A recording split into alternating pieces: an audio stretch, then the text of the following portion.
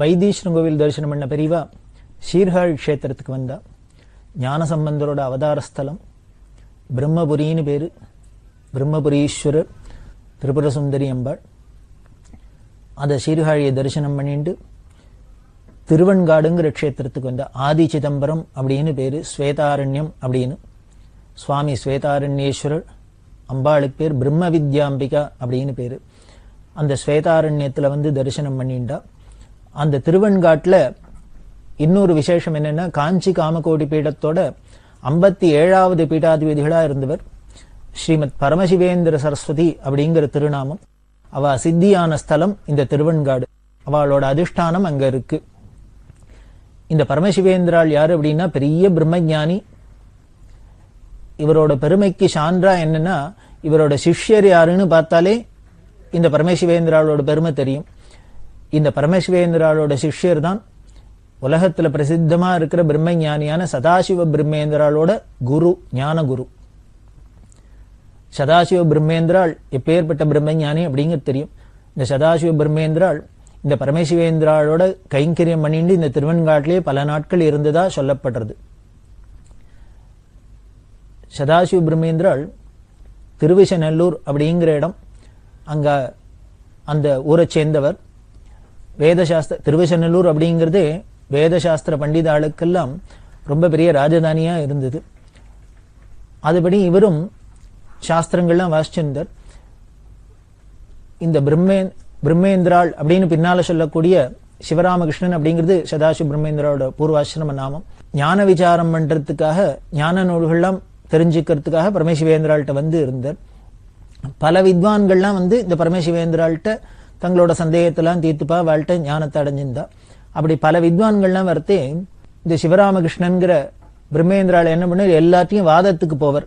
இந்த படிச்சவாளுக்கு ஒரு குணம் வரும். என்ன அப்படின்னா, தாங்க படிச்ச வித்திய அடுத்த வாழ்க்கெல்லாம் அதை பிரகடனப்படுத்தணும், தெரிஞ்சுக்கணும், அவளுக்கு காமிக்கணும் அப்படிங்கிறதுல. அத மாதிரி இவர் வரவாழ்க்கெல்லாம் ஒரு வாதத்துக்கு போவர். இவர் ரொம்ப மகா கெட்டிக்காரர் இருந்ததுனால அநேகமா இவர் தான் எல்லா வாதத்திலையும் ஜெயிப்பர். இப்படியே பண்ணியிருந்தார். இந்த வந்த வித்வான்களுக்கெல்லாம் பல பேருக்கு இது ஒரு சிரமமா இருந்தது. அதனால என்ன பண்ணா, சில வித்வான்கள்லாம் போய் குருவான பரமசிவேந்திராள்கிட்ட போய் சொன்னா, உங்க சிஷ்யர் ஏன் இப்படி இருக்கிற, வரவாழ்கிட்டெல்லாம் வாதத்துக்கு இழுக்கிறார், நாம ஒன்றும் வாதத்துக்கு போகலைன்னா கூட அவர் வலியை இழுக்கிறார், அதனால நீங்க அவர் கொஞ்சம் உபதேசம் பண்ணணும், அவருக்கு கொஞ்சம் சொல்லணும் அப்படின்னு.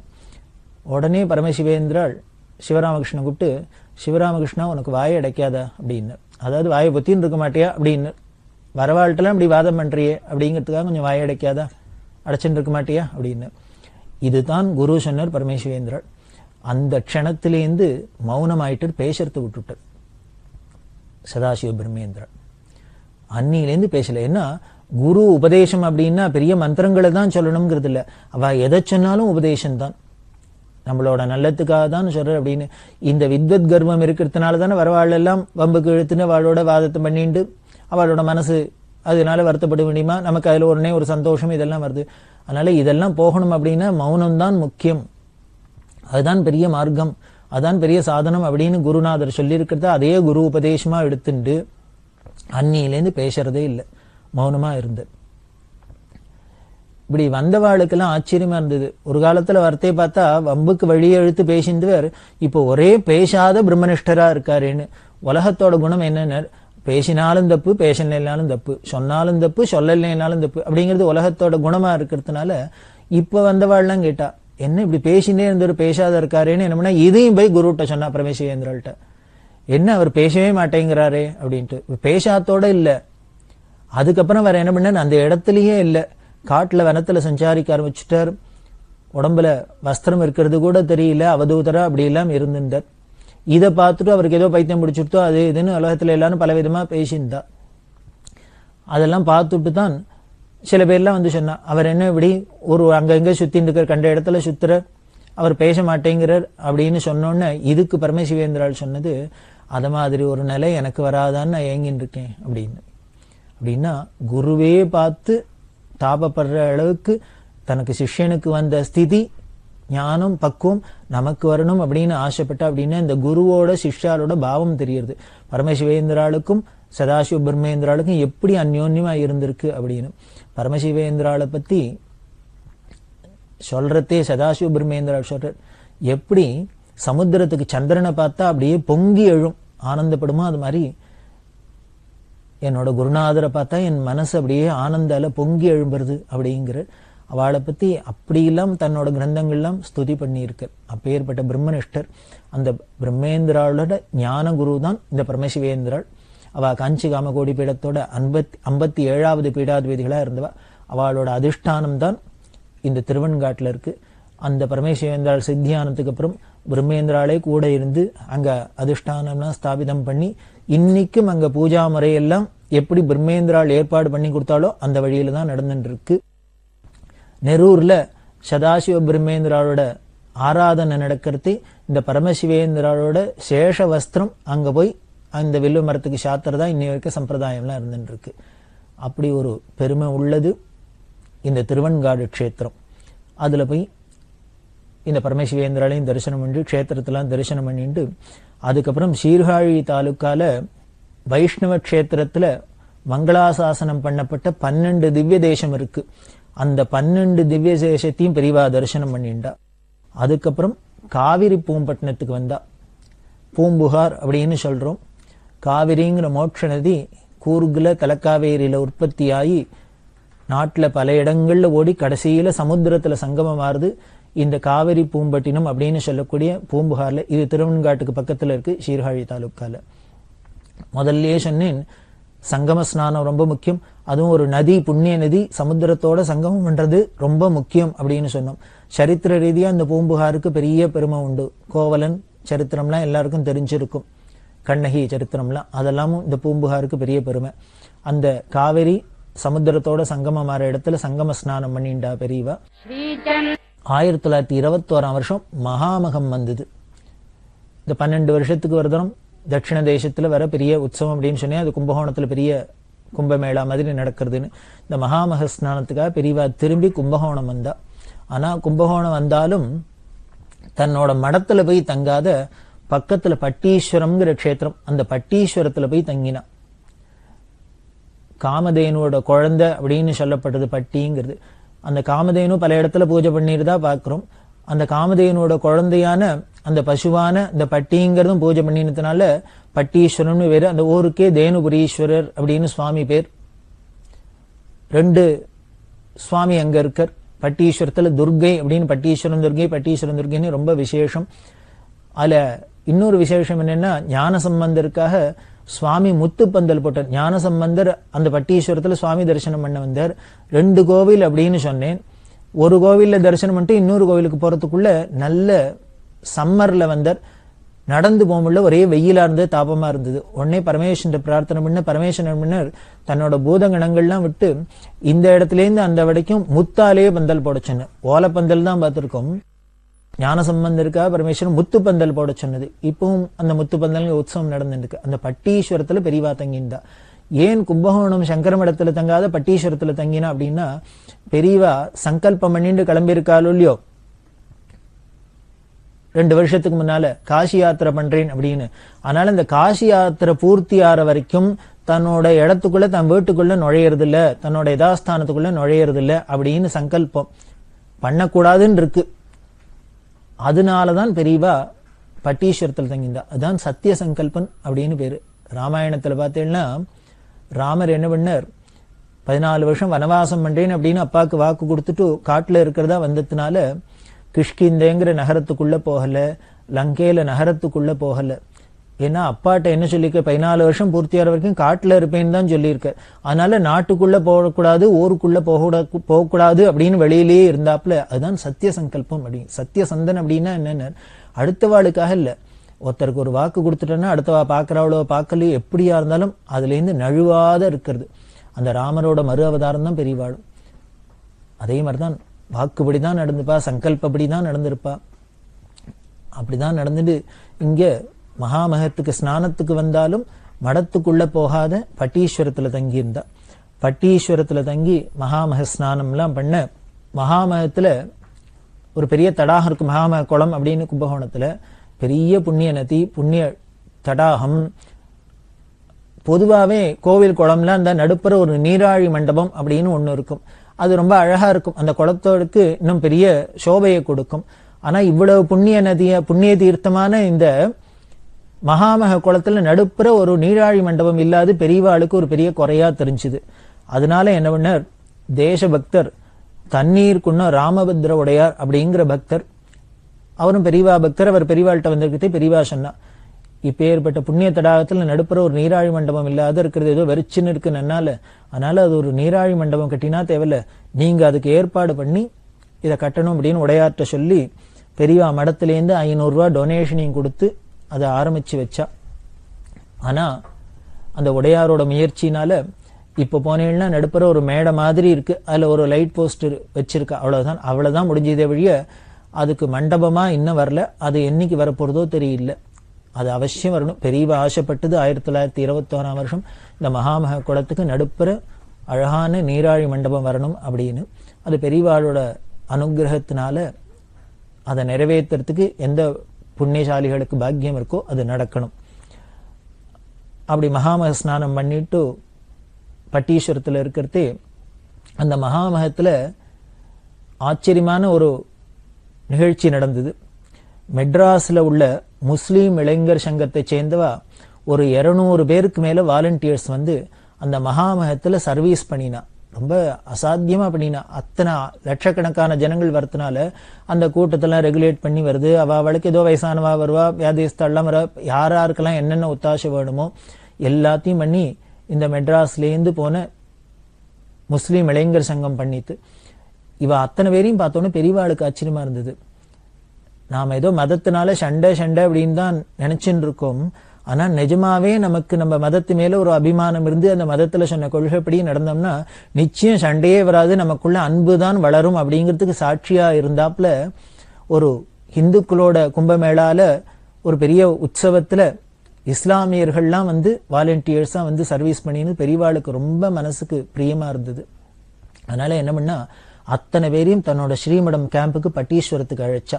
பட்டீஸ்வரத்துக்கு அத்தனை பேரையும் அழைச்சு அத்தனை பேரையும் ஒவ்வொருத்தரோடையும் பேசி என்ன படிச்சுன்னு கேளு, உங்க குடும்ப பின்னணி என்ன, உங்க வருமானம்லாம் என்ன, அப்படிலாம் எல்லாம் அவளுக்கு உண்டான க்ஷேம லாபங்கள்லாம் விசாரிச்சு அத்தனை பேருக்கும் ஒவ்வொருத்தருக்கும் தனியா அனுகிரகம் பண்ணி அத்தனை பேருக்கும் அறுசுவை உணவு அன்னைக்கு மடத்துல தயார் பண்ண சொல்லி அத்தனை பேருக்கும் சாப்பாடு போட்டு இது எல்லாத்துக்கும் மேல அவளோட சங்கத்துக்கு இந்த சேவையை பாராட்டி ஒரு பெரிய வெள்ளி கப்பு பிரைஸ் கொடுத்தா.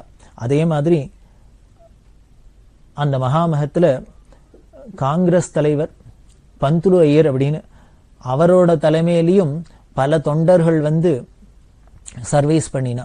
அவளுக்கெல்லாமும் கூப்பிட்டு பெரியவா உபச்சாரம் பண்ணி அவளுக்கும் ஒரு கப்பெல்லாம் பிரைஸ் கொடுத்தா. பெரியவாள்கிட்ட ஒரு விசேஷம் என்ன அப்படின்னா, ஒரு ஊருக்கு போனோம், ஒரு கோவிலுக்கு போனோம், ஒரு க்ஷேத்திரத்துக்கு போனோம், ஏதோ ஒரு நதியில ஸ்நானம் பண்ணோம், சுவாமி தரிசனம் பண்ணினோம், நம்ம வேலையை பார்த்தோம், போனோம் வந்தோம் அப்படின்லாம் இருக்க மாட்டா.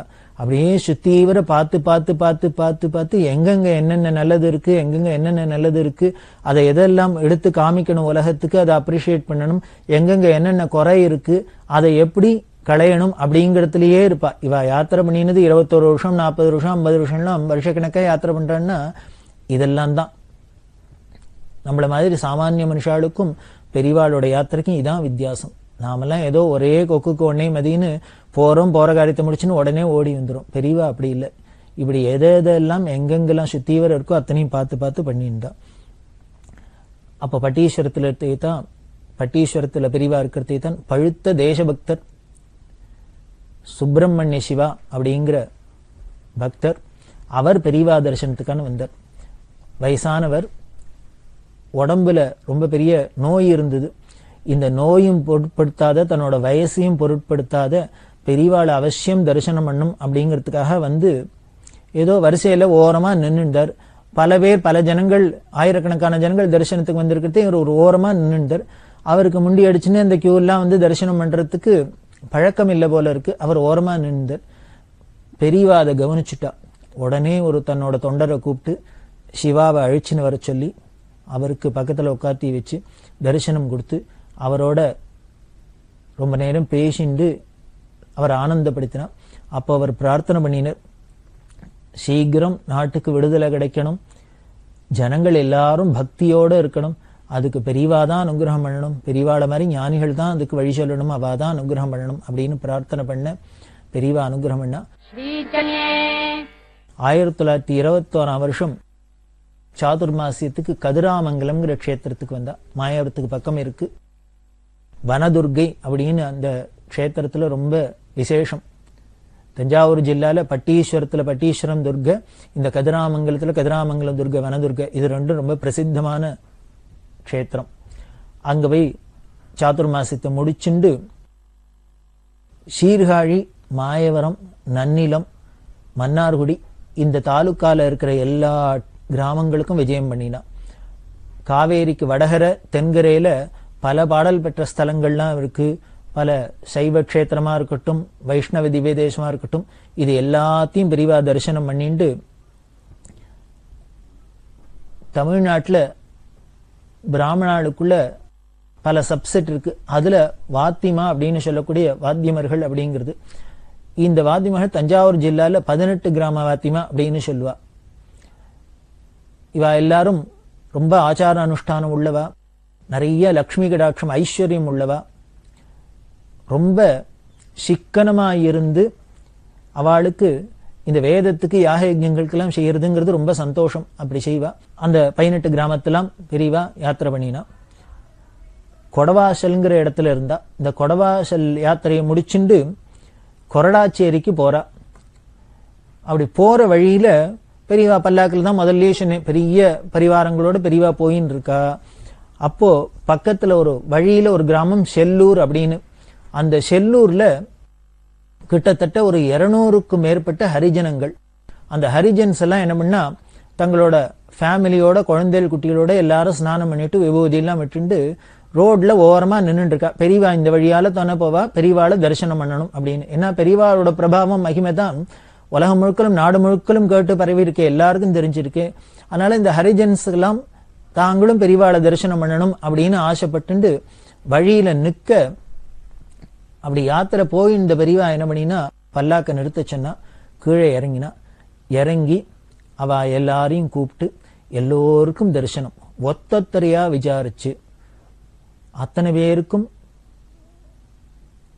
என்னென்ன பண்ணணுமோ அதெல்லாம் சொல்லி, அப்ப எல்லாம் விசாரிச்சா. உங்க எஜமானெல்லாம் உங்களை எல்லாம் பிரியமா நடத்துறாளா, உங்களுக்கு கொடுக்க வேண்டிய கூலி எல்லாம் ஆகாரத்துக்கெல்லாம் கொடுக்கறாளா, நீங்கெல்லாம் சௌக்கியமா இருக்கேளா, உங்களுக்கெல்லாம் வழிபாட்டுக்கு உண்டான மத சம்பந்தமான வழிபாட்டெல்லாம் பண்ணிட்டு இருக்கேளா, பக்தி ஸ்ரத்தையோட இருக்கேளா அப்படின்லாம் எல்லாம் விசாரிக்க. எல்லாரும் அவ திருப்தியா எல்லாம் சொல்ல, இப்படி பேசிண்டே இருக்கிறதுக்குள்ளேயே என்ன பண்ணினா, எத்தனை ஜனங்கள் இருக்கா, ஆம்பளை இருக்கா, பொம்பளை இருக்கா, குழந்தைகள் இருக்கா, எல்லாத்தையும் பெரியவா பார்த்துட்டா. பெரியவாளுக்கு எல்லாமே இப்படி பார்த்த மாத்திரத்திலேயே போறோம்.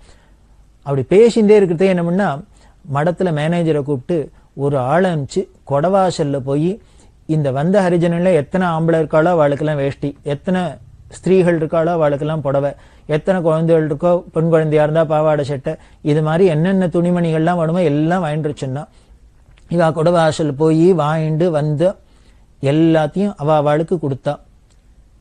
கொடுத்து எல்லாம் பேசிண்டே இருக்கிறதே இது கிட்டத்தட்ட 3 மணி நேரத்துக்கு மேல நிறைய டைம் ஆயிடுத்து. பெரியவாளும் அடுத்த ஊருக்கு போய் கொரடாச்சேரி போய் அங்க ஸ்நானம் பண்ணி சந்திரமௌலீஸ்வர பூஜை ஆரம்பிச்சு எல்லாம் பண்ணணும். மடத்து மேனேஜர் பார்த்தார், இப்படி இங்கேயே வழியிலேயே நடுப்புற உட்கார்ந்துட்டு இப்படி மணிக்கணக்கா ஆறுதே அப்படின்ட்டு அவர் என்ன பெரியவாள்கிட்ட வந்து சொன்னார், நேரம் ஆயிடுத்து, அடுத்தது கேம்புக்கு போய் சந்திரமௌலீஸ்வர பூஜை இருக்கு, இன்னும் ஆகல, அது ஆரம்பிக்கல, பூஜை இருக்கு அப்படின்னு சந்திரமௌலீஸ்வர காத்துன்னு இருக்கார் அப்படின்னு சொன்னா, பெரியவா சிரிச்சுட்டே சொன்னா, நான் இப்ப என்ன பண்ணிட்டு இருக்கேன் அப்படின்னா. இந்த ஒரு வார்த்தையிலே பெரியவாளோட அந்தரங்கம் நமக்கு தெரியுது. அவ சந்திரமௌலீஸ்வர பூஜை பண்றதும் ஒண்ணுதான், இந்த ஹரிஜனங்களோட பேசிண்டு அவளை சந்தோஷப்படுத்தி அவளுக்கு வஸ்திரம் கொடுக்கறதோ, அவளுக்கு ஆகாரத்துக்கு வேணுங்கிறத கொடுக்கறதோ, என்னென்ன பண்றதோ, இதுவும் சந்திரமௌலீஸ்வர பூஜைக்கு சமம் தான் அப்படிங்கிற பாவத்துல இருந்தா அப்படின்னு. அதாவது ஆச்சார அனுஷ்டானத்துக்கு சாஸ்திரம் சொன்ன விதியில பெரியவாளை போல ஸ்ட்ரிக்டா யாராலையும் இருக்க முடியாது. ஆனா அன்பு பிரேமன்னு வந்து அந்த மனிதாபிமானம் மனிதநேயம்னு வந்து அந்த மனுஷ ரீதியா என்னென்ன பண்ணணுமோ அதுக்கு ஈடு கொடுக்கறதுக்கும் பெரியவாளுக்கு ஈடு யாரும் கிடையாது. அதுதான் பெரியவாள்கிட்ட ஒரு விசேஷம். சாஸ்திரத்துக்கும் விரோதம் இல்லாத தன்னோட நடவடிக்கையெல்லாம் அவ அப்பப்போ பண்ணி காமிக்கிறது உலகத்துக்கு ஒரு உதாரணம். அப்படிதான் பண்ணியிருந்தா. அப்படி இருக்க பக்கத்துல பூவனூர் அப்படின்னு, அந்த பூவனூர்ல ராஜு முதலியார் அப்படிங்கிற ஒரு பக்தர், அவர் ஒரு தேவார பாடசாலை நடத்தின வந்தார். அந்த பூவனூர் பாடசாலை, தேவார பாடசாலை அப்படிங்கிறது ரொம்ப பிரசித்தம். பிற்காலகட்டங்கள்ல பெரிய ஓதுவா மூர்த்திகளா பிரபலமானவா எல்லாமே நேமா இந்த பூவனூர் பாடசாலையில படிச்சவாள தான் இருப்பா. தமிழ் மறையான அந்த தேவாரத்துக்குன்னே ஸ்பெஷலா பாடசாலை வச்சு நடத்தினது இந்த பூவனூர்ல. இந்த ராஜு முதலியார் கூப்பிட அந்த பூவனூருக்கு விஜயம் பண்ணி அங்க 10 நாளைக்கு மேல தங்கி இருந்து தினம் அந்த தேவார பாடசாலையில போய் அந்த ஓதுவாமூர்த்திகள் குழந்தைகள்லாம் வாழ தேவாரத்தெல்லாம் பாடச் சொல்லி அதோட அர்த்தபாவங்கள்லாம் கேட்டு அவளுக்கு தானும் சொல்லி கொடுத்து இப்படி எல்லாம் பண்ணி ஆனந்தத்தை அனுபவிச்சுண்டா பெரியவா. அதுக்கப்புறம் மன்னார்குடியில 1 மாசம் தங்கி இருந்தா. மன்னார்குடிங்கிறது சம்பகாரண்யம் அப்படின்னு பெரிய க்ஷேத்திரம்.